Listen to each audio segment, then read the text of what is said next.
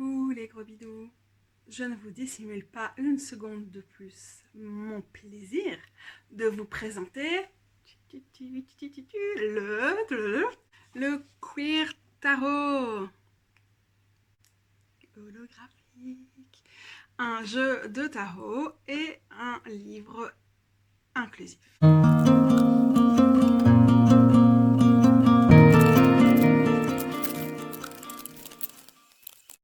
Les gros bidous, vous avez ici une intervention de la Catou du futur.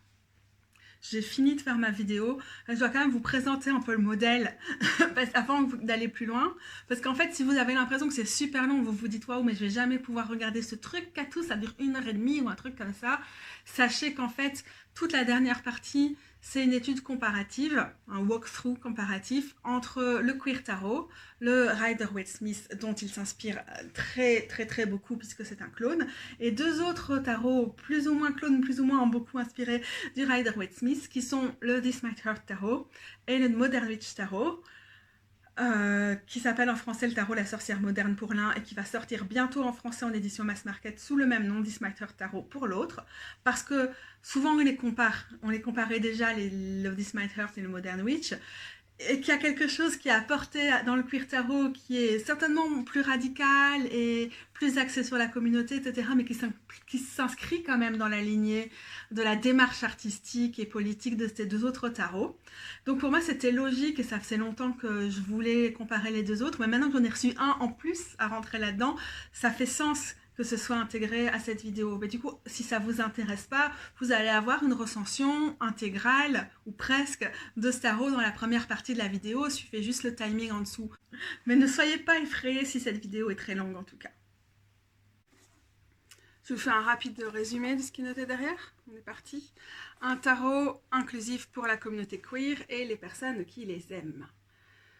Le tarot, c'est plus que la divination, découverte de soi et amour de soi. Les auteurs, Rhys et artistes Ash et Chess ont créé un tarot qui a été créé avec tous les queers à l'esprit, toute identité, tout type de corps, toute race, ethnicité, handicap et sexualité, avec des dizaines de personnes queer réelles pour aider à vous inspirer. Un autre élément très important pour comprendre ce jeu, c'est la technique des dessins originaux qui sont faits en risographie. Vous allez vite voir pourquoi. Et Rose m'a déjà fait un petit pochon pour ce tarot. Donc c'était déjà très explicite comme explication. On a cette idée d'avoir un tarot Rider-Waite-Smith, clone du Rider-Waite-Smith, vraiment un clone. Parfois on utilise ce mot un peu facilement, et je crois que je l'ai utilisé facilement. Sauf que là, regardez une carte classique comme le 10 d'épée, vous voyez bien qu'on est en plein dedans. On a vraiment le personnage qui regarde de façon classique dans les mêmes positions et tout ça que dans un Rider-Waite-Smith. Donc la mise en scène est juste la même. À mon avis, comme ça a été fait pendant le Covid et que c'est des personnes réelles qui ont été recrutées pour poser pour ces différents personnages, ça a certainement été plus simple pour les créateurs Rhys de contacter les gens et leur disant regardez l'image classique, voilà, prenez la même pose. Je suis pas une grande fan du Rider-Waite ni des clones de ce tarot-là. Je trouve ça bien quand les tarots s'inspirent pas mal de ce système-là parce qu'on a des références communes. Maintenant, les clones, moi personnellement, c'est pas les jeux avec lesquels je vais travailler le plus facilement. Maintenant, ceci étant dit, est-ce que c'est pas génial d'avoir tout simplement ça, quoi, ce qu'il y a de plus basique sur l'imagerie, quelque chose de vraiment classique où tout le monde risque fort de s'y retrouver pour autant qu'on apprenne avec le Rider-Waite-Smith et de coller beaucoup plus de diversité au niveau à la fois des personnages et puis aussi des codes couleurs et des références à travers les drapeaux aux différentes identités du spectre queer LGBTQIA+. On a par exemple ici le drapeau asexuel, vous voyez. Là on dirait le drapeau bi, mais parfois je suis pas sûre parce que comme c'est de la risographie et donc c'est comme de la sérigraphie mais avec une espèce de machine, une pseudo-photocopieuse, si j'ai bien tout compris. Et du coup les couleurs sur les originaux sont appliquées couche par couche et donc parfois on a des superpositions qui font qu'on croit voir un drapeau mais qu'en fait il y a les couleurs qui se sont mélangées, que c'est pas tout à fait ça. L'avantage c'est que dans le livre on nous dit à chaque fois ce qu'on voit sur chaque image. Et donc si moi, c'est pas ce qui va le plus m'intéresser, les clones du Rider-Waite-Smith, déjà je crois pas être la majorité avec cet avis-là, je trouve quand même c'est vraiment super chouette d'avoir un tarot queer qui est simplement plongé des personnes queer et des représentations queer sur un Rider-Waite-Smith classique. Ma démarche va plutôt être d'investir le Rider-Waite-Smith, l'imagerie classique du tarot et d'enlever ou de se réapproprier certaines choses qui sont plutôt problématiques, embêtantes, qui ont besoin d'être modernisées à mon goût. Mais pourquoi pas, en fait, je trouve ça aussi très très chouette comme ici, d'avoir l'image basique de chez Basique, même si là, vous voyez, on a un peu peut-être changé, mais non, mais même pas, quoi, c'est très léger quand même, on a changé ce qu'il y avait dans les coupes, on verra plus tard, on va faire une comparaison, hein. Vous inquiétez pas, hein, on va être équipés. Donc voilà, je trouve qu'il y avait un créneau pour ce tarot et qu'en plus, mais il est magnifique. Je croyais pas que j'allais adhérer à ces images, pas du tout. Je me disais, mais c'est quoi ce truc? Ça fait années 70, ou même, je pensais un peu années 60, flower power, un peu psychédélique. Vous voyez, j'étais genre, j'avais pas de référence. Et en même temps, quand je vois des images comme celle-là, avec le triangle rose, ça me fait penser à Act Up. J'ai l'impression qu'il y a aussi une culture fanzine et Tract et tout ça des années 70-80, même, voilà, le fluo me fait aussi fort penser aux années 80, et donc il y a quelque chose là-dedans qui me fait pas mal craquer, et en même temps, voilà, j'étais pas certaine du tout, mais, wouhou, mais je regrette pas, il est vraiment magnifique. Rose, elle est beaucoup plus intéressée par l'image du Waite-Smith à la base, et du coup, un tarot comme ça, avec ce niveau artistique vraiment sympathique, elle va genre trop s'y retrouver. C'est vraiment fait pour des personnes qui ont ce genre de goût et c'est génial. Alors j'adore les petites références au smiley, là aussi ça fait très années 80-90, ces petits emojis de l'époque. Donc une fois qu'on a compris la technique de la risographie et ces couleurs vives qu'il faut aimer, mais bon, moi forcément vous me connaissez, j'adore, que le point de vue c'est quand même de respecter aussi une certaine tradition artistique qui permettait de faire parvenir de l'art au plus grand nombre et aussi des tracts activistes, etc. Je trouve que voilà, on comprend mieux où on a voulu en venir. Et du coup, comme les années 70, par le biais des années 90, si vous vous souvenez, si vous avez été ado à la même période que moi, on s'inspirait trop des années 70 dans les vêtements. Bon, moi, je n'ai pas très bien vécu cette période et le début des années 2000, donc je suis vraiment mal à l'aise avec le fait que ça revient à la mode. Mais on a vraiment cette impression d'années 70 revisitée à la sauce années 90 dans les vêtements des personnages, ce qui fait, somme toute, enfin pour certains en tout cas, très contemporain.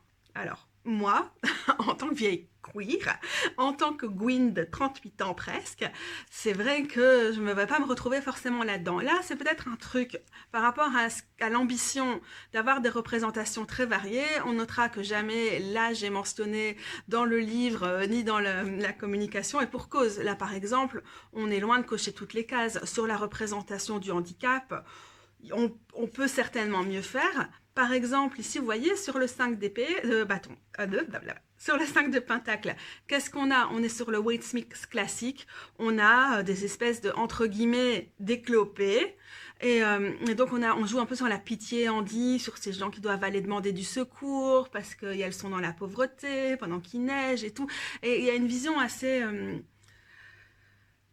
avec le peu de représentation du handicap qu'il y a dans le Waite-Smith, pourquoi on est obligé de nous mettre dans des cartes comme celle-là, quoi. Par exemple, pour moi, ça devrait absolument être voulu. Et donc, si c'est pour faire ça avec le handicap, vous avez vu le chariot ici, où, en fait, le fauteuil de la personne symbolise le char.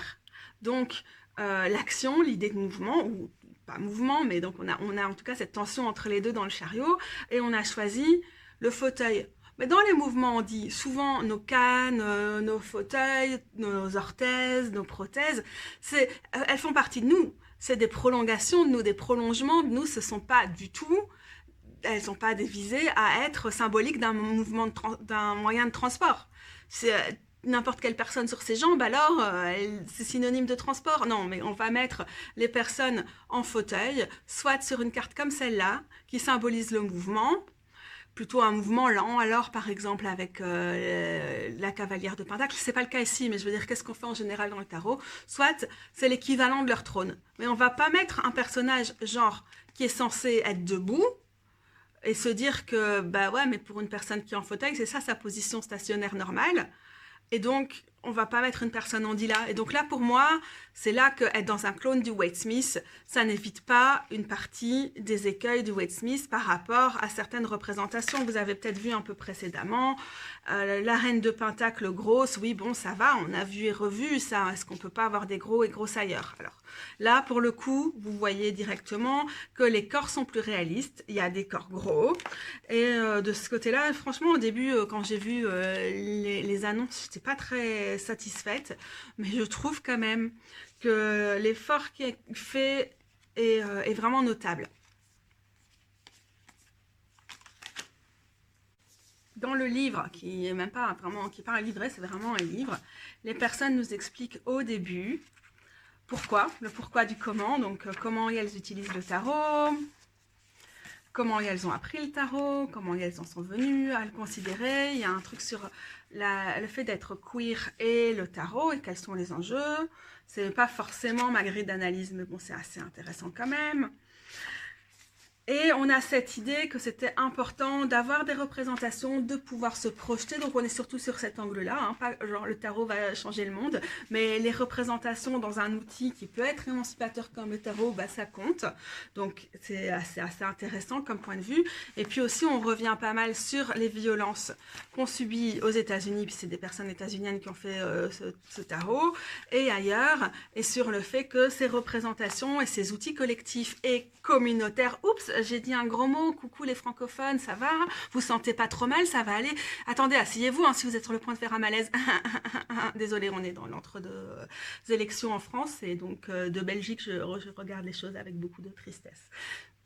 Donc je fais de l'humour, parce que je suis vraiment... Enfin, bon, je sais pas. Je vous expliquerai plus tard pourquoi je fais ce genre d'humour de merde. Alors du coup, oui, il y a vraiment une idée que ces représentations et ces trucs communautaires, c'est aussi utile dans le contexte des violences LGBTQIA-phobes. Et donc c'est vraiment important, je trouve, de mettre ça en avant. Ceci dit, à part ça, le livret m'a pas super convaincue. J'ai bien aimé ça. J'en ai appris plus sur leur démarche. Alors il y a des livrets, il y a des trucs sur la structure du tarot. Et ce qui est intéressant aussi, c'est qu'en dehors des descriptions des cartes, à la fin, pour chacune des cartes, on a les personnes qui ont posé et où les trouver sur Instagram et tout ça, les pronoms qu'elles utilisent, et puis aussi la description du paysage qui peut nous permettre, par exemple, si on poste l'image sur les réseaux sociaux et qu'on se dit « Oh, j'ai pas le temps de faire des descriptions d'images pour que ce soit accessible aux personnes non-voyantes et tout ça. » Ben voilà, il n'y a pas moyen là pour les personnes aveugles. Vous pouvez faire votre description, vous n'avez qu'à copier ce qu'il y a au bout. Et je suis la première à ne pas faire des descriptions, hein, je précise. Je ne suis pas en train de juger qui que ce soit, ni d'individualiser des problèmes qui sont en fait des considérations collectives. Du coup, pour moi, c'est important ça. C'est que donc on nous donne des outils collectifs pour changer les choses, on ne met pas la pression sur les individus, t'as pas fait des descriptions, t'as pas fait tes sous-titres, blablabla, c'est honteux. Non, on nous met à notre disposition des outils qui permettent de favoriser l'accessibilité à un support, par exemple celui-ci. C'est comme les sous-titrages des vidéos, c'est bien beau de passer son temps à taper sur les personnes qui ne font pas les sous-titres des vidéos, et en même temps, c'est quand même plus intéressant de viser le système. Par exemple, les vidéos anglophones, les sous-titres automatiques ou les retranscriptions automatiques sont super bonnes. Pourquoi l'intelligence artificielle, elle n'est pas bien entraînée en français, quoi, et que du coup, c'est très très compliqué pour nous, en tant que personne handicapée, de faire des sous-titres. Voilà, ça me paraît plus intéressant de se focaliser là-dessus. Du coup, pour moi, ça c'est ultra constructif, de directement, sans faire trop, sans juste proposer une alternative. On a les descriptions des cartes. Et voilà, enfin, c'est la base. Et en même temps, c'est rare. Honnêtement, à part ça, je sais pas. Les personnes sont plus ou moins ok dans ce qu'elles expliquent. Au début, parfois c'est un peu genre comment considérer son jeu et tout, c'est un peu des clichés, pas très intéressant. Genre ne venez pas au tarot avec les mains sales, lavez-vous les mains avant, des trucs comme ça. En tout cas, c'est l'inverse de mon approche, hein, qui est de désacraliser tout ça aussi. Et donc elles insistent aussi sur le fait qu'on peut complètement aller chercher, c'est mieux d'aller chercher des sources ailleurs, de ne pas s'en tenir à ce livret-là pour confronter les différentes approches de chacune des cartes. Néanmoins, pour un tarot queer, eh bien, ce livret nous fait des descriptions de cartes qui sont parfois, mais juste l'inverse d'un truc queer, quoi. C'est les réflexions les plus basiques avec, pour moi, un relent de positivité toxique. Mais on verra plus tard quand on va comparer les cartes parce que je vais y penser quand je vais vous montrer les cartes en question. Mais si jamais vous n'allez pas regarder le walkthrough et que vous vous dites « Ah, mais je vais d'office acheter ce tarot, je ne veux pas en voir plus loin et tout », bah, je vous le dis déjà, je ne suis pas très satisfaite, c'est vraiment pas original. Et sur certaines cartes qui transmettent pour moi des jugements moraux, genre dire « Ah, la carte de la tour, attention, peut-être on t'a appris que tu étais malade ou que quelqu'un près de toi va mourir », c'est genre… No way, en fait, on a déjà assez de stress quand on voit la tour, qui est genre quasiment jamais des situations aussi dramatiques, pour que lire ça dans le livre, ça nous met directement dans un mode où on reçoit pas le message des cartes et qu'on est dans un truc traumatique, parce que post-traumatique dans le sens où c'est trigger et on revit des choses, ou bien on est dans l'angoisse parce qu'on se projette dans ce qu'on pourrait être amené à vivre à un moment ou quoi, et donc voilà, pour moi c'est une mauvaise façon d'approcher les cartes. Il y en avait d'autres, genre le 3 d'épée, finalement je vous raconte déjà ça maintenant, vraiment la carte, on a les mots clés clichés, genre cœur brisé et tout, et puis le truc c'est, ouais ok ça va pas bien, mais enfin c'est le moment de commencer à reconstruire et tout, c'est un peu genre, ah tout ce qui t'arrive dans la vie qui est vraiment tragique c'est une leçon, allez hop hop hop, résilience capitaliste, remets-toi ton truc, on y va. Pour moi c'est de la positivité toxique, j'attends pas ça d'un jeu queer. Donc au niveau des textes, très honnêtement, je suis un peu déçue. C'est pas grave. Dans mon cas, c'est pas grave, parce que j'ai une tonne d'autres sources et de toute façon, je connais suffisamment ce système très classique du tarot pour pas avoir besoin du livre. Pour les personnes qui veulent débuter avec ce livre-là, bah oui, bah alors du coup, il faut vraiment prendre le conseil des auteurices et aller chercher ailleurs des informations pour l'interprétation des cartes, parce que pour moi, c'est un peu trop basique et bah, pas très queer. Chacun sa perception de c'est quoi le queer, hein, et voilà, mais je pense pas que c'est utile de réapprendre les mêmes clichés traditionnels sur le tarot si on veut en faire quelque chose de queer, mais ouais c'est dommage. À part ça, on va peut-être continuer sur les aspects techniques. C'est vraiment la folie ce tarot, il est nickel. Donc il vient dans ce gros emballage que j'ai déjà utilisé pour ranger, donc je vais quand même vous montrer, emballage avec le côté magnétique. Moi, je l'ai déjà utilisé pour ranger mes crayons parce que je suis incipète. Mais il y avait une petite structure en plastique à l'intérieur pour tenir ça. Boîte très serrée par rapport au tarot, mais qui protège aussi le tarot. Puis on avait le livre par-dessus. Donc pour moi, c'est vraiment trop gros à trimballer. Ça m'a fait que directement, j'ai fait « Rose, je peux t'emprunter un petit sac ?» Elle était en train de travailler sur des petits sacs à tarot, trop gentil. Les cartes sont grandes. Elles sont plutôt… Le rectangle va plus vers le carré que d'autres cartes. Ici, on a par exemple Modern Witch qui est peut-être… Quoique, on dirait que la diagonale est un peu la même au niveau de la proportion. C'est peut-être juste parce qu'elles sont plus grandes que j'ai l'impression qu'elles sont plus carrées. Donc on est plutôt sur des grandes cartes. C'est pas les plus grandes cartes, mais quand même par rapport à vraiment ici du classique. C'est vrai que ça paraît pas énorme comme ça, mais oui, tout de même, elles sont bien grandes et comme elles sont bien épaisses, ça fait un sacré tas à prendre en main. C'est pour moi et un peu beaucoup quand même parce que bon, voilà. Elles sont bien solides, elles restent bien droites. Elles sont d'une douceur. C'est l'effet pot de pêche. Vous entendez l'effet pot de pêche? Je vous fais la SMR. Et donc, je vous fais la SMR et donc j'arrête de crier. Ok, écoutez. Ok, d'accord, j'arrête. Donc ce côté velouté des cartes, mat de chez Mat, moi j'adore personnellement. Elle colle un peu c'est pas celle qui se mélange le plus facilement, mais c'est souvent le cas sur les cartes qui sont plutôt épaisses et plutôt mat. Donc voilà, c'est un peu gros pour moi.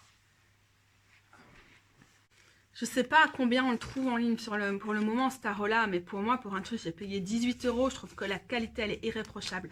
C'est publié par le groupe Hachette et c'est RP Studio Running Press. Pendant que je suis en train de classer les cartes, parce que je vais vous le montrer en comparant avec d'autres jeux plutôt queer et qui revisitent aussi le Wade Smith. Je vais en profiter pour vous faire quelques remarques à ce sujet. Pour moi, en fait, franchement, c'est un challenge des jeux comme ça, parce que même si je connais le système du Wade Smith, je sais pas mon premier jeu, mais j'ai étudié le tarot en ayant toujours le Wade Smith comme base devant moi. donc lui quoi en gros, bah, c'est quand même vraiment, il est trop littéral, il y a trop de détails, je me retrouve mieux dans des tarots qui sortent de cette image-là. Parfois, c'est pas du tout intuitif pour moi comme façon de fonctionner. C'est pas que je sais pas lire avec, mais je galère. C'est vraiment pas là que je suis la meilleure avec le tarot. Donc voilà, évidemment, les clones comme ça, autant je vous dis, je comprends trop l'intérêt. Je trouve ça super utile de faire ce genre de tarot. Autant pour moi, pour mes lectures, ça c'est typique. Waouh, dur. Et en même temps, depuis que je l'ai, donc là depuis 2-3 jours, je fais des tirages vraiment forts avec lui. Je me suis rendu compte que genre en carte du jour toute seule ou quoi, alors qu'il y en a d'autres où je vais avoir des réponses beaucoup plus intuitives avec les cartes. Et donc je vais pouvoir travailler en carte seule ou avec beaucoup plus de liberté. Lui, il est tellement le système du Waite Smith. Je vais dire basique parce que j'ai pas d'autres termes en tête. Que du coup j'aime bien l'utiliser en mode 3 cartes. Ça peut être là par exemple ces derniers jours où je suis un peu dissipée cette semaine et j'ai du mal à appliquer mon tirage de la semaine dans ce que je fais dans mes journées et je crève de douleur aussi tous les jours. Et du coup je fais qu'est-ce qui est à privilégier, qu'est-ce qui est à éviter et par exemple une carte qui va plutôt être sur le self-care ou comment être douce avec moi et tout parce qu'à chaque fois j'ai des super grosses cartes d'arcane majeure bien trashouille avec ça.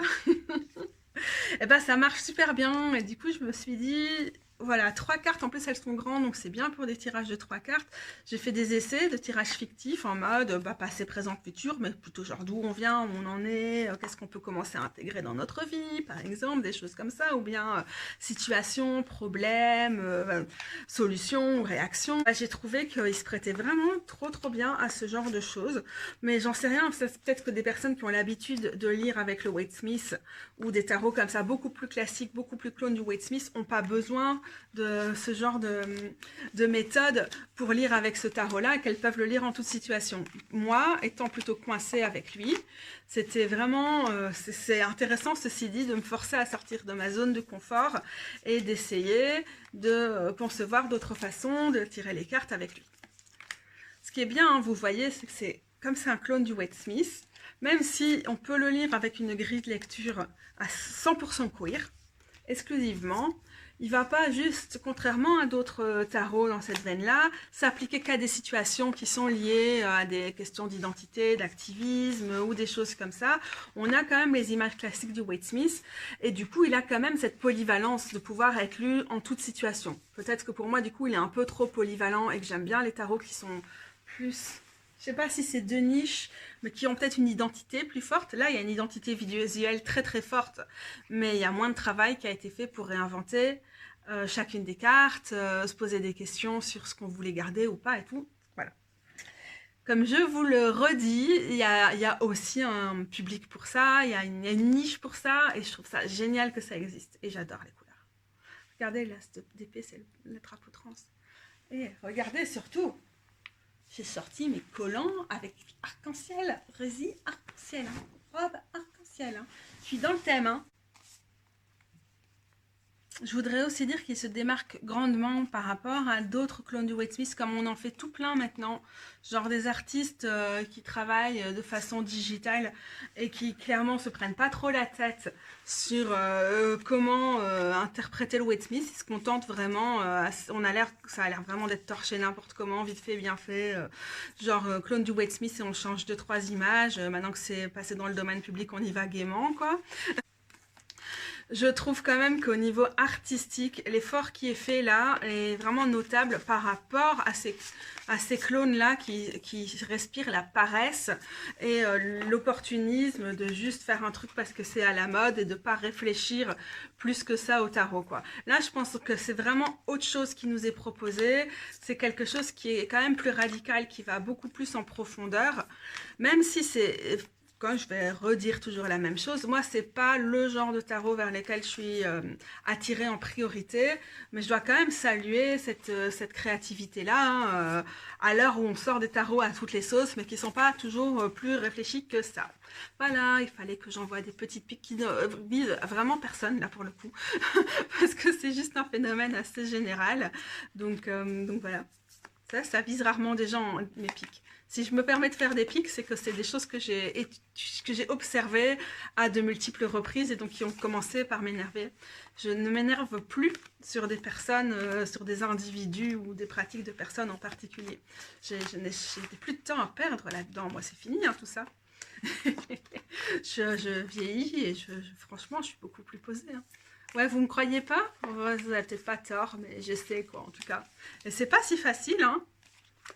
C'est parti les gros bidous, on va comparer ce nouveau Queer Tarot ici avec le Waite Smith. Donc c'est l'édition centenniale, j'ai pris l'édition de poche parce que c'est celle que moi j'ai le plus de facilité à manipuler. Et du coup au niveau des couleurs, l'ambition c'était d'être le plus proche possible des supposées couleurs originales. Alors déjà, je veux remarquer quelque chose, c'est que je pense que la réseaugraphie qui a été choisie ici comme type d'impression, finalement, quand on pense à comment on a imprimé des petits objets de ce style-là, des jeux de tarot, en 1909 quand il est sorti, c'est certainement pas très loin, et du coup je trouve ça chouette qu'on soit encore dans un univers assez proche. Aussi, une chose, vous allez voir directement, hein, au début je me suis dit mais c'est quoi ce truc un peu psychédélique, blablabla, j'étais pas sûre de m'identifier à cette image-là, mais finalement par rapport au choix qui est fait dans le Waite Smith, d'être dans un espèce d'univers néo-médiéval assez fantastique finalement, en tout cas pas réaliste. Je trouve qu'on a quelque chose dans ce qui est recherché ici, dans cette version de 2022, qui nous rapproche assez fort des dessins originaux de Pamela Colman Smith.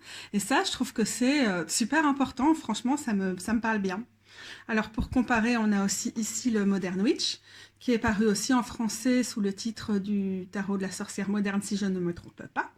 Et je regrette, mais avec le fond que j'ai, les couleurs sont pas hyper bien respectées ici, qui, vous voyez, directement quand même est très respectueux des codes couleurs de Waite Smith. Et donc, je suis pas du tout une spécialiste des codes couleurs, ça ne m'intéresse pas des masses. Donc, c'est pas l'analyse qui prime pour moi quand j'utilise le tarot, mais je vous le mets, je vous l'annonce quand même au cas où vous, c'est quelque chose où vous aimez bien être attentif quand vous regardez ce qui défile. Ici, on a le This Might Hurt. C'est l'édition auto-publiée, probablement la première ou la deuxième. Et j'ai la version avec les bords holographiques perlés. Il y a aussi une version avec les bords holographiques noirs. Sachez que d'ici quelques semaines, d'ici la fin du mois d'avril, il va sortir en français. Et je vous le présente ici parce que celui-là, je ne sais pas s'il utilise le terme queer, le Modern Witch, mais il a l'intention d'être assez féministe, moderne et de représenter une diversité au niveau LGBTQIA+. Et pas trop G d'ailleurs, parce que c'est plutôt axé meuf. Et celui-ci, il nous dit que ce qui est important pour lui, c'est de moderniser les vêtements et les paysages, et aussi d'embrasser la diversité et de prendre en compte la queerness, le fait d'être queer. Je vous le dis ici parce que pour moi c'est important, ce tarot est important comme tarot queer. Et dans l'édition française, tous les mots-clés qu'on a qui viennent avec, c'est bienveillant, tolérant, blablabla. Il n'y a pas un mot LGBT queer dans la com pour l'instant. Donc voilà, je le prends vraiment très très mal. Je trouve ça vraiment offensant. Je trouve que c'est de l'anti-communautarisme à la française là. Et franchement, les éditions francophones, là, j'en ai marre. Je vise personne parce que en fait, je sais chez qui est publié ce tarot-là, mais je trouve que c'est un problème de traduction qui est récurrent chez les francophones dans le tarot, et de maintenant, justement, face à la montée de l'extrême droite et à des gens comme Emmanuel Macron, pour ne pas sortir d'insultes, pouvoir encore se permettre de nous invisibiliser, de nous effacer, de détourner les mots d'une créatrice pour tolérance et bienveillance, on veut pas être toléré. Et ce tarot queer là, avec son mot queer, il veut pas être toléré, il demande de la justice sociale, il embrasse nos diversités, pas la tolérance. Il nous célèbre, nous, et This Might Hurt, il fait ça aussi. Et franchement, là, maintenant, tout de suite, faire un tel acte d'homophobie que de ignorer le queerness de ce tarot-là dans la traduction, ça me va loin. Franchement, sachez-le, ça me va loin. Et tous les gens qui vont recevoir les jeux gratuitement et tout pour faire des recensions, avec le petit club là des influenceurs, influenceuses, je compte sur vous pour dire quelque chose parce que ça peut plus durer. S'il vous plaît, sensibilisez les gens à ces questions-là, mais s'il vous plaît, quoi. Je sais même pas comment expliquer maintenant, en 2022, pourquoi la tolérance, c'est de la merde en fait. C'est de la merde, et surtout nous voler le mot queer pour mettre tolérance et bienveillance à la place. Non, mais allez, sérieux, quoi. je démarre, amis, je démarre.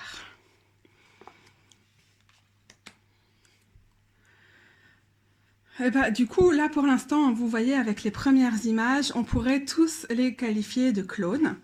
Mais au final, quand on avance ici avec la prêtresse, on voit que finalement, là où on a vraiment, par exemple, les colonnes, les couleurs et tout, qui sont reproduites de façon plus réaliste pour le Modern Witch et le Queer Tarot, on voit que le This Might Hurt est un petit peu moins un clone du Waite Smith, et que même s'il s'inspire il est très proche des images de Waite Smith. Vous voyez aussi ici avec l'impératrice, ne serait-ce que dans le fait d'avoir fait des personnages qui regardent dans une autre direction, ce qui est jamais le cas, je crois, avec le Queer Tarot et le Modern Witch. On voit directement que le This Might Hurt se positionne un peu différemment.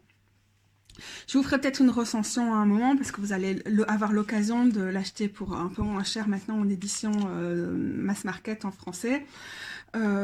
Comment vous dire? Encore une fois, pour moi, il est quand même un petit peu trop clone du Waite Smith pour que je l'utilise, le This Might Hurt. C'est pas un de mes préférés pour mon travail, pour moi.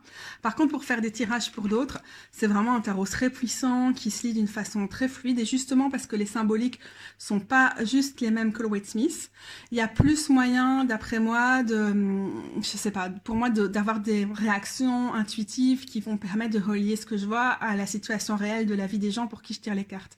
Là, même si c'est pas une situation très actuelle, mais néanmoins, le fait que derrière l'hiérophante, prêtre grec, on a le symbole de Cérès en astrologie, on a des références à Cérès derrière avec ces espèces de prêtresses, la faux, les blés, tout ça, qui fait aussi un clin d'œil d'ailleurs à l'impératrice.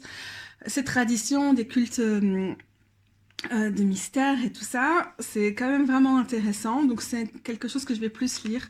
Pour moi, ici, vous voyez, le Modern Witch, c'est vraiment pas un tarot avec lequel je peux lire facilement, parce que pour moi, c'est la même chose que le Rider-Waite, sauf qu'on a été collé quelques éléments plus modernes, plus contemporains à gauche et à droite, mais c'est difficile à dire, je sais que tout le monde va pas être d'accord, c'est vraiment un ressenti personnel. Pour moi, le Waite Smith, il est très impersonnel, il a pas beaucoup de... Il me répond pas, donc je trouve que celui-là, il me répond pas non plus, aussi avec le choix qui est fait pour les images, le trait de la personne, le côté très très digital, alors que ici, avec le This Might Hurt, on a une personne qui est BDiste, et il y a vraiment un travail qui est différent sur le paysage et tout, je trouve. Et puis le fait que on a fait appel à un ou une coloriste pour s'occuper de la colorisation, il y a quelque chose dans les codes couleurs qui donc ne va pas respecter aussi fidèlement que le Waite Smith, que le Modern Witch, les codes couleurs de Waite Smith, mais qui fonctionnent 1000 fois mieux pour moi. Et donc vous voyez que bon, là, pour le coup, c'est le Queer Tarot qui est un peu moins sur les mêmes positionnements. Ici aussi, pareil, là, on a gardé le choix de la capuche et tout ça. Et un peu moins ici, mais on a quand même la lanterne, on a quand même le bâton de pèlerin, on a quand même le fait d'être au-dessus d'une montagne assez glacée et tout ça. Donc, on est quand même vraiment proche malgré tout. Alors là, on a toutes les couleurs du drapeau LGBT dans sa version, une de ses versions les plus récentes, hein, comme vous voyez ici, avec le fait de prendre en compte aussi les personnes racisées. Là, on part vers le drapeau trans aussi, vers la fin. Donc ça, c'est des souhaits qui sont positionnés là-dessus. J'aime bien ces petits clins d'œil qui viennent se superposer au reste, dans comment c'est très classique malgré tout comme tarot, le Queer Tarot. Alors là, par exemple, le choix du petit chat, hein, pour symboliser les signes astraux et ou les évangélistes, les apôtres, les disciples, les machins chouettes choses aux quatre coins. Bon, ça c'est génial, il n'y a pas plus queer, vous allez voir, on va le voir revenir ce chat. C'est vraiment génial. Donc voilà, on est quand même vraiment fort dans la tradition, avec tous ces petits clins d'œil vestimentaires. Beaucoup plus LGBTQIA. Et bon, par exemple, évidemment, le triangle rose. Ah, ça nous rappelle vraiment, mais à 10 000%, les violences LGBTQI-phobes. Et du coup, non, qu'est-ce que vous voulez? Peut-être il n'est pas si bienveillant que ça, en tout cas, vis-à-vis des violences que certaines d'entre nous subissent encore quotidiennement. Ce Queer Tarot, mais ça me plaît vraiment beaucoup, quoi. Donc vous voyez là à chaque fois à quel point on a respecté l'image du Wade Smith sur chacun, et comme on s'en éloigne très légèrement pour d'aucuns, je trouve ça intéressant. Là on a fait le choix par exemple de ne pas avoir les ailes de l'ange, on est parti sur autre chose. Le symbole du feu, c'est redevenu notre triangle rose. Donc on a vraiment une continuité des luttes, et aussi cette idée de réappropriation du stigmate, hein, qui est très chère à notre communauté. Voilà. Alors, autre chose que je peux vous souligner maintenant par rapport au Queer Tarot, vous allez constater qu'il n'y a pas de nudité dans le Queer Tarot, alors que vous voyez ailleurs, il y en a. Ce qui est déjà pas mal parce que ça permet de ne pas surinvestir de représentation les organes génitaux et de laisser le genre des personnes ne pas s'exprimer ou s'exprimer différemment qu'en lisant juste les organes génitaux, ce qui est quand même vraiment compliqué, dépassé. Donc ça c'est chouette. Puis je pense peut-être c'est parce qu'on a fait poser des gens à distance et qu'on a préféré prendre ce parti-là, que tout le monde soit habillé, mais aussi il y a des gens qui sont vraiment gênés par la nudité dans certains tarots. Et finalement, si on veut utiliser ce terme d'inclusif, je trouve que c'est assez adéquat de décider que les personnes vont être habillées, comme c'est le cas aussi ici sur l'étoile. Je trouve ça très queer en fait comme démarche, et moi ça me dérange quand on a des tarots qui se disent queer mais qui vont vraiment trop représenter, insister sur créer du trouble à travers en montrant les organes génitaux d'une personne, alors qu'en fait c'est toujours comme ça les agressions transphobes sont souvent comme ça, et les micro-agressions transphobes c'est ça quoi, qu'est-ce que t'as dans le pantalon, blablabla, bla, bla, bla, et si ton corps je le lis comme ça alors t'es d'office tel genre, des trucs comme ça, et du coup faire le choix d'évacuer la nudité, je trouve ça vraiment très très bien. Et alors du coup je trouve que là ces petits chiens avec leurs foulards qui sont pour moi des total chiens à punk, je les kiffe. je les adore. Moi je suis amoureuse des chiens à punk. Alors évidemment le petit clin d'œil de la licorne ici c'est quand même merveilleux. On a des noms de tous les modèles à la fin dans le livret de ce tarot là, sauf pour les enfants. Je ne sais pas si du coup ce sont des enfants fictifs ou si c'est un choix de respecter la vie privée des enfants, mais je vous le mentionne. Et encore une fois, vous voyez que c'est le This Might Hurt qui s'éloigne quand même plus de l'image classique. Et là, évidemment, le rouge, qui est quand même assez important en code couleur pour représenter la vitalité et tout, avec le soleil, ici est devenu le drapeau arc-en-ciel. Je me demande si là... je ne vais pas m'avancer dans des explications par rapport aux fleurs, mais j'aurais l'idée que c'est Pansy, qui a été une insulte assez longtemps, LGBT-phobe, et que du coup c'est une réappropriation des pensées et de l'insulte pensée. Mais bon, c'est difficile, ou du coup ça nous permet d'être dans une espèce de continuité des luttes. Bon, bref. C'est peut-être le moment ici pour moi de vous parler avec ce jugement de la présence des drapeaux dans ce tarot aussi. Sur quasiment toutes les cartes, on a des drapeaux qui sont représentés, et on nous explique dans le livre, que je n'ai pas pris près de moi, quels sont ces drapeaux. Parce que franchement, même moi, il y a des moments où je suis en mode, je sais plus c'est quoi ça. Bon, ça c'est un drapeau lesbien qui est sorti vraiment il y a très peu d'années. Avant, on n'avait pas ce drapeau-là, on avait d'autres codes, comme le mauve qui est très présent sur cette image-là, la double H, le labris qu'on va revoir plus tard. Je vais pouvoir vous ressouligner ça, ou bien on le voit d'ailleurs ici sur la table de la magicienne. Ici, on a le symbole trans, vous voyez, et là la double H, et là le triangle. Donc, je sais pas, je pense que c'était vraiment une volonté de mettre certaines identités en avant. Je pense que du coup, c'est pas nécessaire de les prendre en compte dans l'analyse, et qu'en même temps, parfois, c'est des clins d'œil super importants. Vous allez le voir très très vite, genre dans 2 cartes, à quel point je trouve ça vraiment important.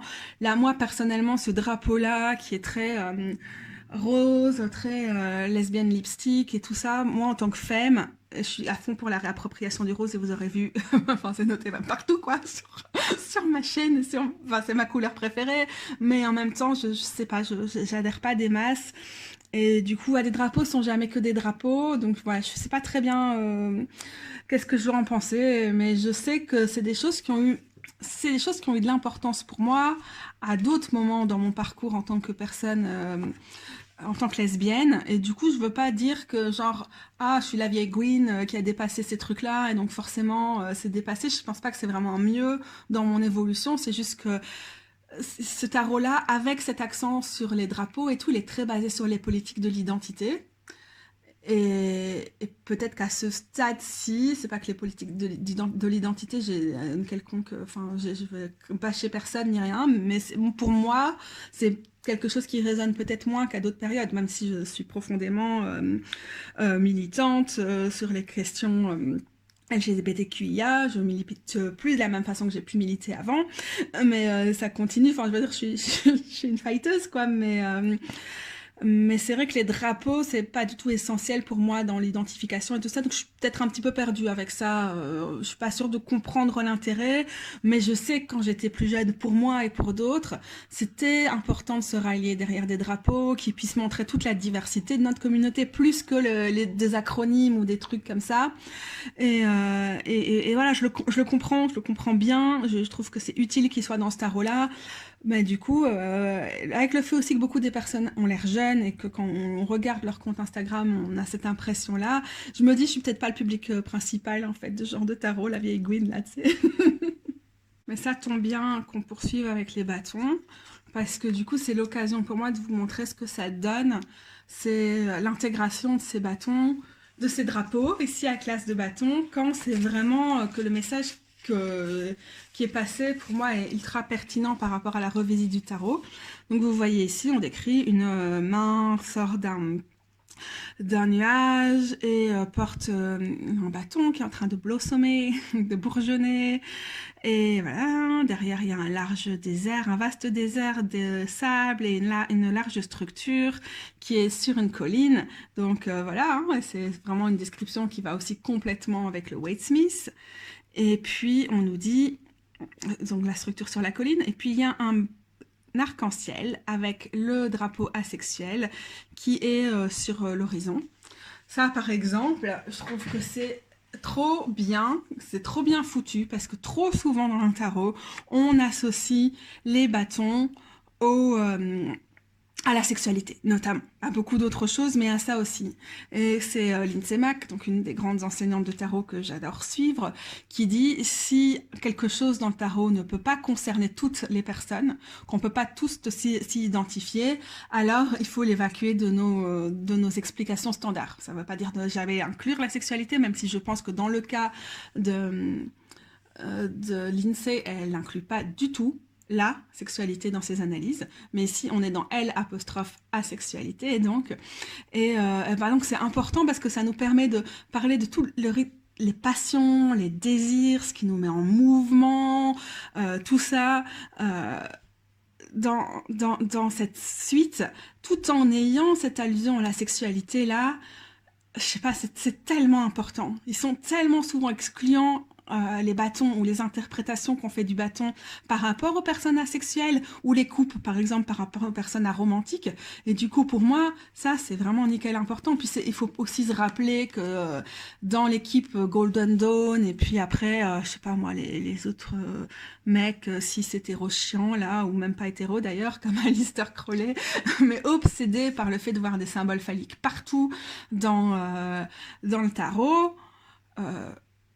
C'est tellement important en fait de faire genre ouais non mais arrêtez, dès que vous voyez un bâton vous rêvez à votre bite là les mecs, c'est bon hein, ça va 2 minutes quoi.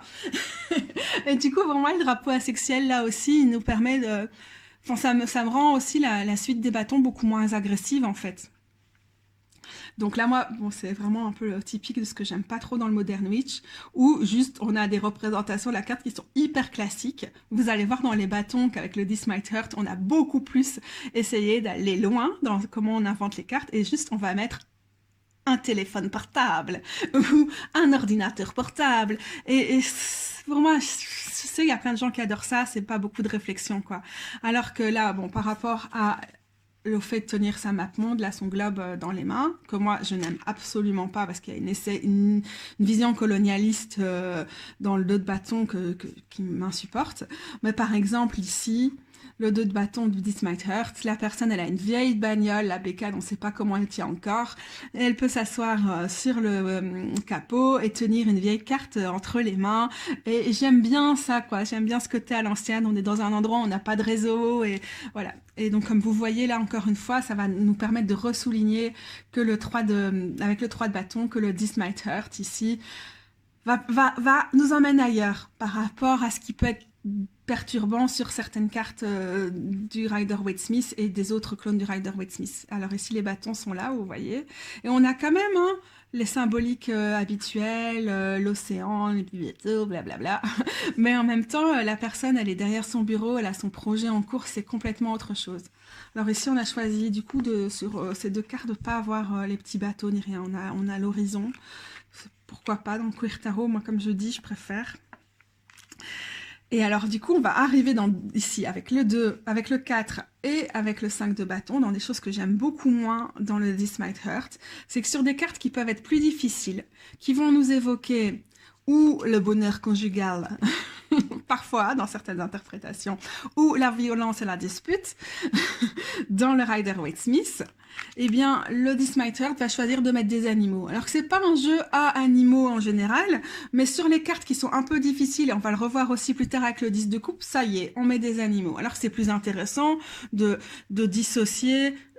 D'ailleurs, comme beaucoup de gens le font, on voit pas toujours que le mariage ou ce genre de célébration dans le cadre de bâton, et heureusement, mais c'est plus intéressant de dissocier, de nous ramener dans un autre type de célébration, plutôt que d'avoir ici les animaux qu'on associe à la fertilité, au fait de se reproduire énormément, et tout comme les lapins, et d'avoir deux lapins et deux lapros. Ça, franchement, ça c'est vraiment pour moi, c'est des choses qui me calent beaucoup avec le This Might Hurt. Comme je vous dis, c'est un tarot hyper fiable. J'adore lire pour d'autres personnes avec lui, je lui fais confiance à 2000%. Mais maintenant, moi, quand je l'utilise, c'est vraiment des choses... Ça me chagrine, quoi. Ça me chagrine que les cartes compliquées, les plus compliquées sont devenues celles sur lesquelles, bon, tout simplement, allez, ça va, tranquille, on va mettre des animaux. Bon, ça me plaît pas des masses. Mais vous voyez comme c'est rigolo quand on imagine les gens qui ont dû poser à distance, prendre la carte, et chacune, séparément, on dirait, parce que c'est un peu collé comme ça dans le Queer Tarot, prendre la même position que les personnages ici, je trouve ça génial. Après, vous voyez que, même si c'est des personnages fictifs, ici dans le Modern Witch, on a quand même la même démarche. Vous allez voir que les cavaliers, cavalières, chevaliers, chevaleresses dans le This Might Hurt sont sur des motos, ce qui fait référence certainement à beaucoup au niveau culturel américain, enfin états-unien. Mais c'est vrai, c'est vrai que bon, c'est vraiment chouette d'avoir quelqu'un qui est ici sur un vélo, quoi. Ça modernise nettement. Mais par contre, là, vous voyez comme elle est vraiment jolie cette carte en vrai, avec une espèce de V de la victoire là dans les boucles d'oreilles sur le Modern Witch. Ça y est, je commence à fatiguer, je vais faire une pause après mes bâtons moi.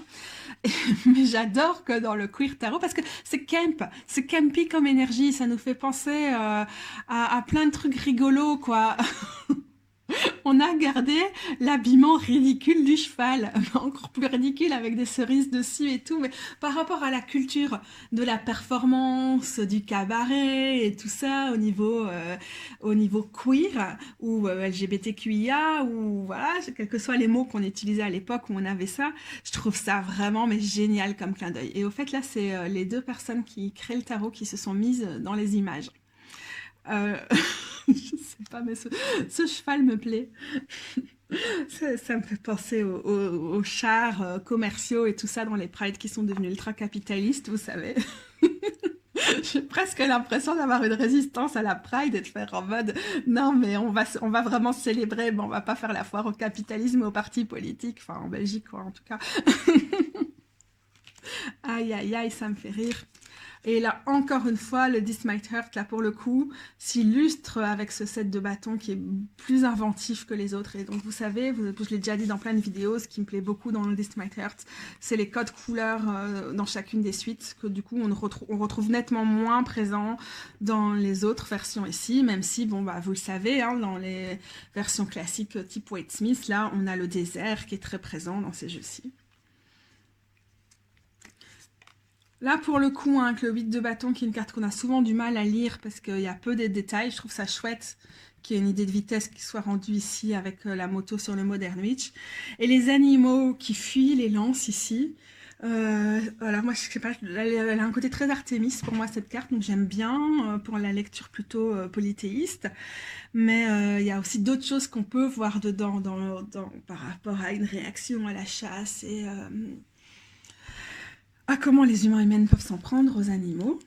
Et alors, une nouvelle fois, on s'illustre avec ici ce genre de cartes dans le This Might Hurt. Là, c'est vraiment des cartes qui me font dire le This Might Hurt revisite le Rider-Waite Smith très fidèlement, mais en même temps, c'est pas un clone. On est très fidèle, mais il y a vraiment des cartes où on se permet des libertés. Voilà, c'est un petit chouchou pour moi, mais pour moi, il n'est pas comparable au Queer Tarot. Je les comparerai en aucun cas. C'est des personnalités de jeu tellement différentes. On arrive dans les figures, personnages de cour ici, des bâtons. Donc vous voyez à quel point on est quand même encore dans des choses fort similaires, sauf que les personnes ont gardé leurs vêtements. Et donc vous allez voir que sur chacun des personnages de cour, sur chacune des figures, on a dans les cieux des drapeaux. Alors j'aime bien, hein, on a gardé les défauts d'impression, c'est revendiqué de la part des personnes qui font ça, de me dire que les défauts d'impression qui sont inhérents, donc c'est pas des défauts, ça fait partie de la risographie en tant que technique, et bien c'est indispensable parce que ça nous rappelle en tant que personne queer que la perfection est pas atteignable et c'est tant mieux. Ah oui, c'est vrai, donc je voulais aller à la fin plutôt pour vous regarder avec vous quels étaient les drapeaux, au moins ici pour les bâtons, on ne fera peut-être pas à chaque fois mais ça va nous informer. Donc ici on a le drapeau genderqueer. Vous voyez peut-être pas les trucs. Je vais prendre. Et sur celui-ci, c'est de nouveau le drapeau asexuel. Ça, je trouve ça génial parce que la chevaleresse de bâton est souvent associée à la sexualité. D'ailleurs, dans mes lectures personnelles de cette carte, il y a souvent la sexualité qui revient avec cette carte aussi. Mais le drapeau asexuel est vraiment important. Entre parenthèses, je vis avec une personne asexuelle, ce qui n'est pas mon cas. Et donc ça m'apporte une grille d'analyse de cette carte et une grille relationnelle de cette carte qui est très très importante, quoi. Pour la reine, on n'a pas d'explication des drapeaux, mais on notera évidemment que les couleurs ici de ce qu'elle porte sont très drapeau trans. Et la personne utilise she ou they comme pronom. Je suis en train de perdre. Et donc on n'a pas de symbole non plus pour le roi. Ok. Encore une occasion de voir ici bien comment les deux jeux ici sont des clones du Wade Smith. On voit vraiment comment on a vraiment le même type de positionnement et comment ceci, le This Might Hurt, propose autre chose comme vision des cartes. Pour l'As de coupe, je dirais que c'est un bon exemple pour moi des moments où les drapeaux sont difficiles à lire. L'arc-en-ciel qui vient derrière porte les couleurs du drapeau pansexuel. Et comme les couleurs se mélangent un peu dans les surimpressions, j'ai du mal à voir ces couleurs-là qui apparaissent ici.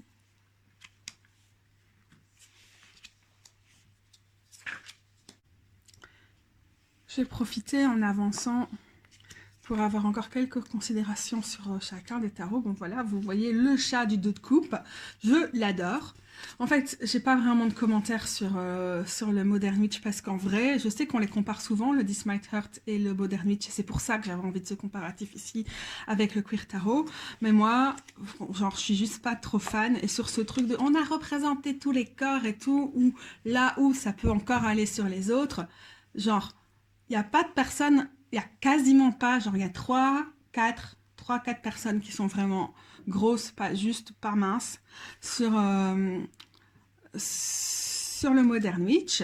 Et genre, ok, c'est cool, mais en vrai, on fait au moins un quart, voire plutôt, on est enfin, entre 20 et 25% de la population. C'est des jeux qui sont faits par des personnes basées aux États-Unis, donc là-bas, les personnes dites obèses, elles font plus de la moitié de la population. Donc vos 4 personnages, vous pouvez les ravaler parce qu'en fait, on les veut pas. Les personnes grosses, elles font vraiment partie de vos vies et ça va pas en fait de continuer à les effacer des tarots, quoi. C'est genre, j'étais trop vite. Qu'est-ce que j'ai foutu? Hop, comme ça. J'ai mélangé. J'ai mélangé comment? Ok, on est bon.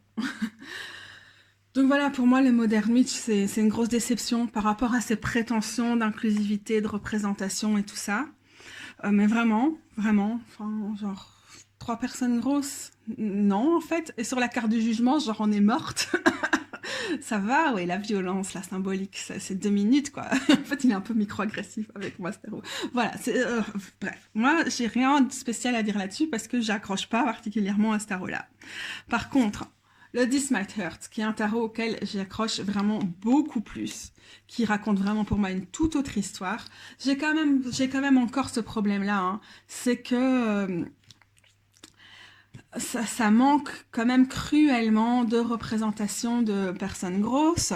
Si on a des personnes qui sont un peu plus grosses que les autres, elles seraient quand même, je sais pas, moi, tu vois, c'est un peu le genre de personne qui est encore capable de s'habiller dans les grands magasins, dans la plupart des magasins mainstream, quoi, donc qui va faire du 46, 48 à tout casser. C'est quand même dommage de pas avoir vraiment plus de personnes grosses dedans, ce qui, donc, le queer tarot, il fait quand même un autre taf de ce côté-là, je trouve qu'il est quand même plus correct. Et aussi par rapport à cette volonté d'être queer du This Might Hurt, alors vous voyez, il y a quand même un certain nombre de personnes âgées, pour le coup, sur ce tarot-là, et ça, c'est vraiment quelque chose qui me met en joie. Mais oui, je suis un peu déçue parce qu'en fait, il parle moins à mes communautés queer, à ce que je connais. Il y a un côté peut-être un peu plus lisse, un peu plus, oh, le look androgyne, c'est super fun, mon celui-ci aussi.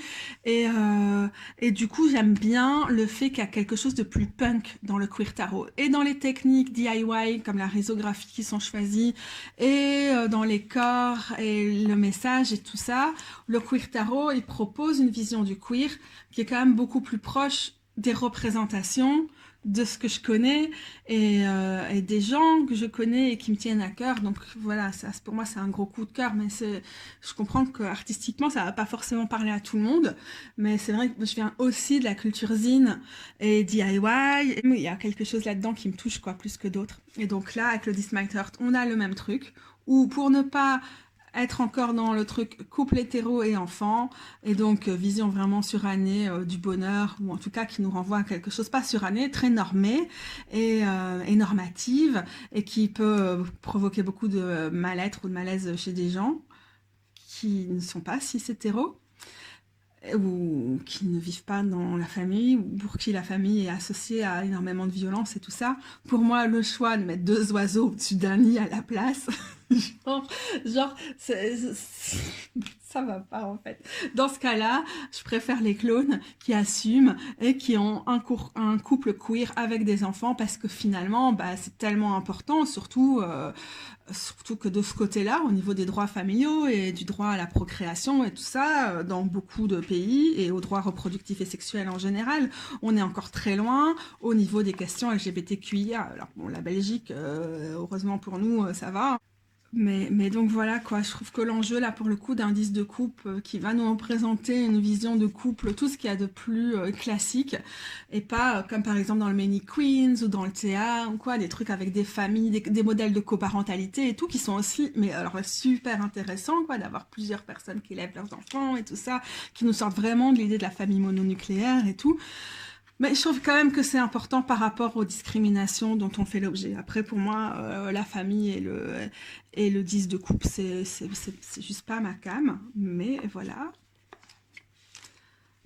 Alors, on parle en 2 droits de couple 2 minutes, ou bien la kiffance, elle peut pas être encore plus haute, quoi. Je kiffe.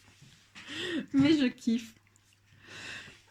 Petit point intéressant par rapport au queer tarot, que vous avez peut-être pas remarqué plus tôt, quand vous avez vu peut-être les épées de la justice ou de la magicienne, c'est que l'épée est à chaque fois comme brisée. Alors, on ne sait pas si c'est un reflet ou si elle est brisée. Je vais vous laisser vous faire votre opinion. Je trouve qu'en termes de point de vue, peut-être pacifiste ou autre chose, le fait d'avoir une épée qui est brisée, ça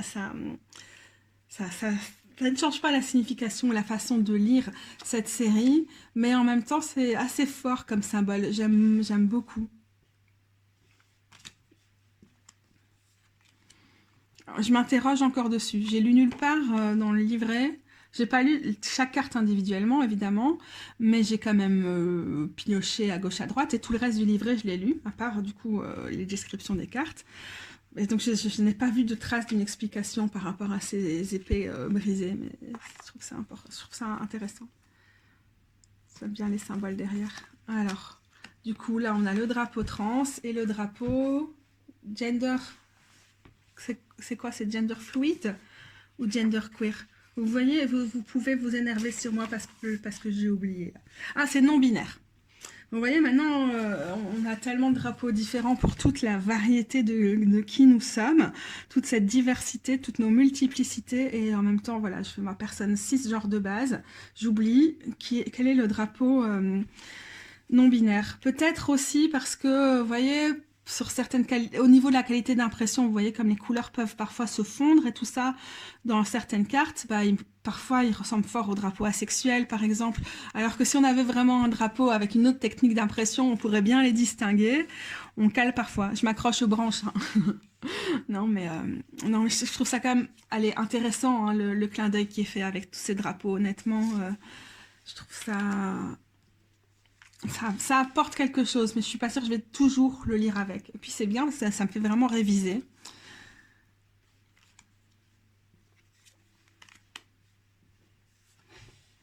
Alors là, vous voyez que sur le Modern Witch et le This Might Hurt, on a quand même un petit peu retravaillé, surtout le This Might Hurt, le 9 d'épée.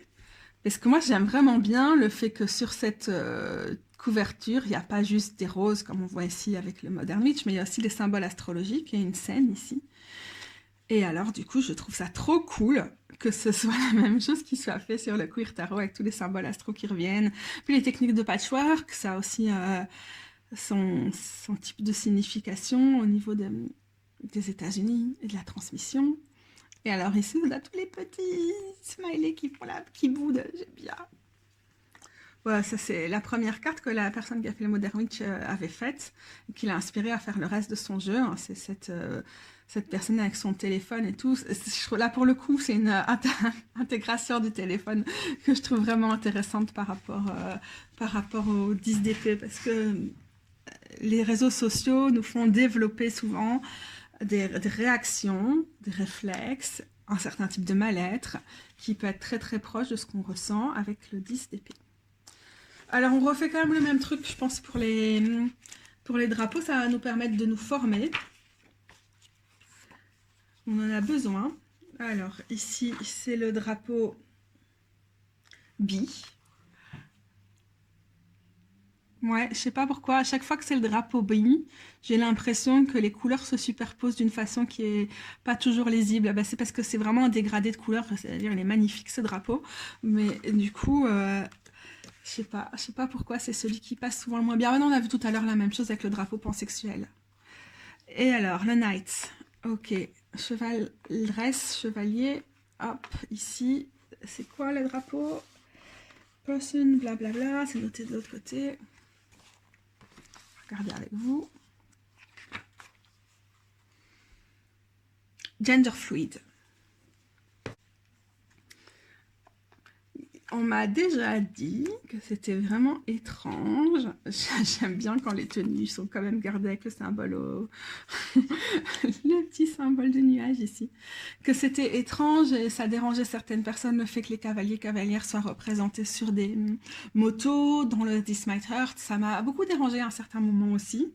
Parce que bon, c'est quand même au niveau de la pollution et tout, un peu bizarre, mais en même temps par rapport à la fougue ou à l'impétuosité qui peut aussi qualifier les cavaliers cavalières, à part peut-être seul de pentacle, je trouve ça intéressant. Et encore une fois, je pense qu'il y a un contexte américaine par rapport à la culture de la moto, et aussi avec les Dykes on Bikes qui défilaient dans les premières Pride ou les Dyke March et tout ça, donc au niveau de la culture Gwyn par exemple, et des motos, il y a quand même des références que je pense qui passent un peu mal de notre côté, mais qui malgré tout gardent leur importance. Et alors Katou, voilà, tu t'en sors. Je ne sais pas sûre que je peux expliquer pourquoi je suis très attachée au petit portail à la fin du jardin qui laisse entrevoir les montagnes sur l'As de Pentacle. Mais du coup, j'y suis attachée. Donc cette petite arche ici, ce petit arche, je suis très triste de ne pas le retrouver sur le Queer Tarot ni sur le Modern Witch, parce qu'il compte pour moi. Deux de Pentacle.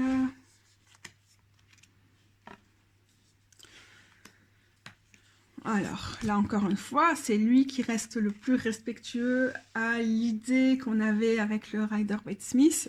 Maintenant, j'ai plus l'impression qu'on est en train de préparer genre une scène, un décor pour une représentation ou un char pour une manifestation, quelque chose de ce style-là. Donc, moi, je trouve ça assez sympa d'avoir gardé justement ce clin d'œil au côté néo-médiéval du Waite-Smith. Je trouve que ça fonctionne bien pour celui-ci. D'ailleurs, je préfère, je crois, celui-là aux deux autres représentations dans le This Might Hurt et dans le Modern Witch qui ne me parlent pas du tout. Et surtout pas là où on a une personne grosse qui pose. Alors je ne pense pas que ce soit mal de poser, je ne pense pas qu'on perde toute agentivité quand on pose, mais je trouve que dans un tarot où il y a très peu de personnes plus grosses, qu'un des personnages plus grosses soit le modèle, mais soit juste le modèle, ça me pose question. Un peu la muse et tout ça, l'espèce de Vénus, là. Voilà, je trouve ça, oui, dommage. Même si je comprends aussi que poser les personnes grosses comme des muses, comme de l'art, comme des personnes qui sont belles, ça a son importance. Hein. Mais dans la logique de ce tarot-là, où les personnes grosses manquent, ça me perturbe. C'est encore un drapeau que je vais vous lire, parce que j'ai déjà oublié ce que c'était. Est-ce que c'est parce que je suis fatiguée et que je suis en fin de vidéo? Est-ce que vous me laissez ce... Non, vous me dites juste que je suis inculte et que c'était un peu scandaleux. Ça, c'est genderqueer. Voilà.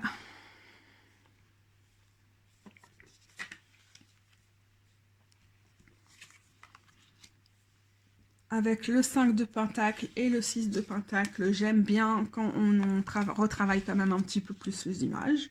Mais bon, voilà, c'est pas vraiment le cas ici.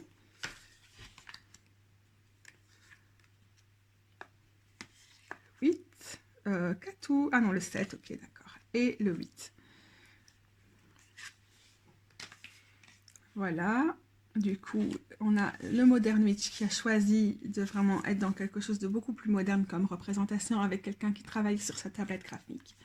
On a le This Might Hurt qui est resté dans l'idée de faire un travail manuel, avec vraiment le fait de graver quelque chose et tout ça, enfin de graver les pentacles ou les deniers, mais par contre derrière on voit le port, et donc on a aussi l'idée que par rapport à tout ce qui va très vite, à l'exploitation et tout ça, enfin je dirais une zone industrielle en tout cas, donc ce genre de grue c'est plutôt dans des ports, hein, non? Ben, on a quelqu'un qui prend le temps d'apprendre des savoirs à l'ancienne ou de perpétuer des savoirs de l'artisanat, donc ça je trouve ça assez intéressant comme point de vue. Et du coup, ici, on reste aussi avec une personne grosse dans ce travail-là. Le 9 de Pentacle. C'est vrai que l'art, je sais pas comment dire, la fauconnerie, c'est vraiment dans le genre exploitation animale, il y a pas trop moelle. Donc ici, on a quand même, on voit juste l'ombre de l'oiseau, du coup on ne peut juste pas imaginer qu'on est dans un truc de fauconnerie. Ici par exemple, dans le This Might Hurt, on a un animal qui a ces espèces d'œillères là, donc ça c'est un peu dommage. Mais alors on constatera que ici et ici on a choisi de garder le petit escargot que j'adore dans le Waite-Smith. Et donc par contre ici on a comme oiseau, on a une perruche sur la tête de la personne et on a quelque chose qui est beaucoup plus organique et bio d'ailleurs, dans le fait de cultiver ses propres fruits et légumes.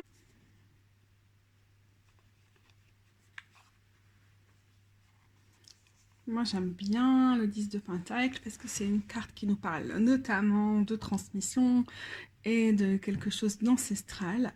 Et donc j'aime bien ici qu'on a les drapeaux, les symboles trans et le triangle rose. Et puis on a un symbole bi ici.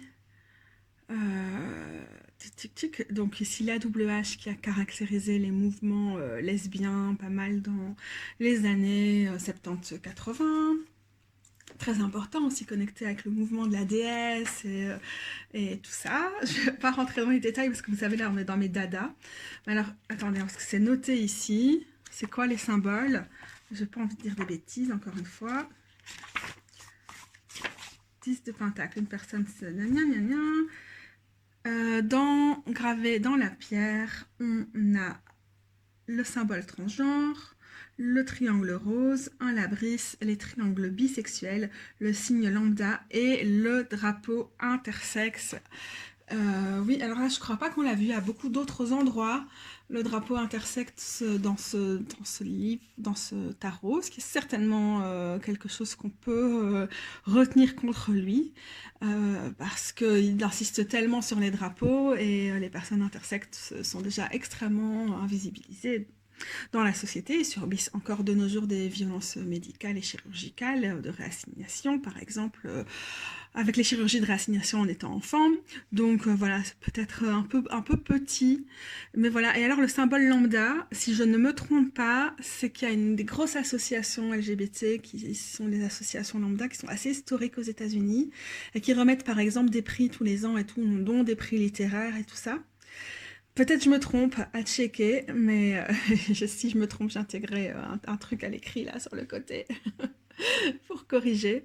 Mais j'aime bien quoi cette question-là, quoi, la transmission et tout. D'ailleurs, quand je lis des livres, c'est pas rare que les livres, même historiques que je lis, ont reçu le prix Lambda à l'époque. Et donc, en tout cas, si c'est ça, c'est assez important pour moi. Je m'attendais, parce qu'il avait ce côté très années 70 et tout ça dans ses couleurs, à retrouver peut-être plus de références à l'historique dans ces tarots-là. Au début, quand j'ai pensé faire cette vidéo, j'étais en mode « Ah, je vais pouvoir parler de plein de choses, d'historique, qui m'intéressent trop avec ce tarot. » Et finalement, c'est pas tellement ça qui a prédominé dans ce que j'ai mis en avant pour ma vidéo. Et honnêtement, on serait encore parti pour des heures si je devais parler de ça. Mais parce que il y a des partis pris qui sont plutôt artistiques, mais que dans les représentations et le fait de représenter toute cette pluralité, toute cette façon d'être queer et ou LGBT, IA et plus, qu'en fait, même si cette question de la transmission, on la voit là, et de l'histoire de nos luttes et tout, avec le 10 de Pentacle, on est en fait beaucoup plus dans qui on est à l'heure actuelle, qui sont les personnes qu'on voit moins dans nos communautés, ou bien qui sont encore opprimées au sein même de nos communautés. On a par exemple au début beaucoup de références aux violences qui sont faites aux personnes trans, aux meurtres des femmes trans noires, toutes ces choses-là qui sont quand même, qui remettent aussi l'essentiel au cœur de nos luttes. Et puis l'essentiel, donc les personnes qui sont les plus vulnérables ou qui souffrent le plus des violences. Ah voilà, ça c'est le drapeau aromantique, vous voyez. Et alors du coup, je vais vous redire pour le précédent, ça c'est le drapeau polysexuel, et là dans le ciel on a l'aromantique. Important, souvent c'est l'aromantisme, c'est quelque chose qu'on prend aussi en compte avec les questions asexuelles, même si ça va pas toujours ensemble.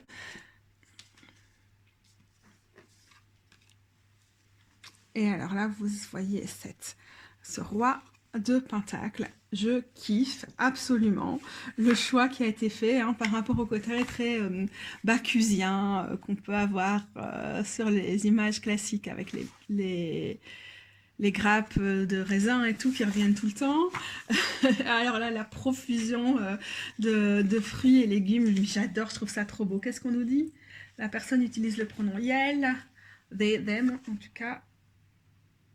l'abondance de fruits, c'est ça. Et le spectre, et le bateau, le drapeau que je n'avais pas vu, et le drapeau non binaire. J'adore parce que franchement c'est une carte, j'aime pas souvent les représentations du roi de Pentacle, souvent elles me mettent mal à l'aise alors qu'en fait c'est pas la carte elle-même qui me pose question, la signification du roi de bâton, en tout cas de Pentacle, en tout cas comment moi je vais l'interpréter, c'est comment c'est représenté, donc yes. Voilà, pour clôturer, je trouve que c'est assez sympa que le côté un peu, disons, disco de l'arrière des cartes fasse qu'on voit encore pas mal les couleurs sur les côtés. Du coup, c'est vraiment pas quelque chose que je vais m'empresser de colorier au niveau des bords.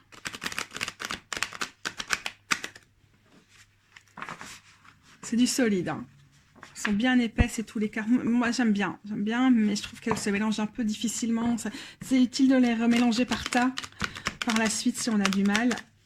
Bon, alors, évidemment, comme j'ai, avec mon hyperlaxité, le fait que j'ai des toutes petites mains, moi, je suis obligée de les mélanger par le côté. Donc, vous savez que c'est comme ça que j'abîme généralement mes tarots.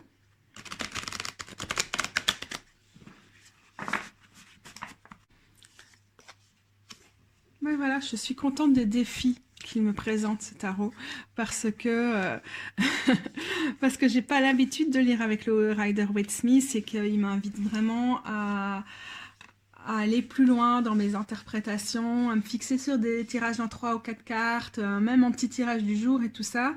D'ailleurs, j'ai écouté il n'y a pas longtemps Sylvie qui nous parlait de tarot contextuel. Peut-être que c'est quelque chose que je pourrais essayer avec celui-ci.